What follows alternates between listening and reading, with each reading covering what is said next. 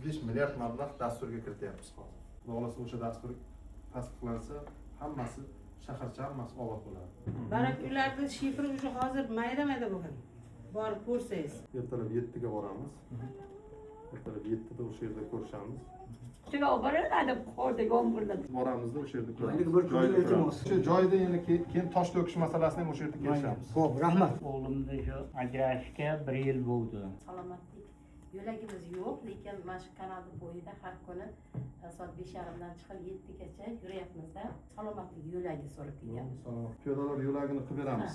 Yozinglar. Piyodalar yo'lagiga o'sha materialni ham berib, o'sha karmix texnika kelgan o'sha bilan qilib berish kerak. Bu holat qanaqangi holat? Hozir bu yerda na yurib bo'lmaydi. Shag'al bu yerga chiqtirib hokim bu. Boshqa hududga balansida bo'ladigan bo'lsa, o'zimizni balansga olib ish tashkillashtirasizlar.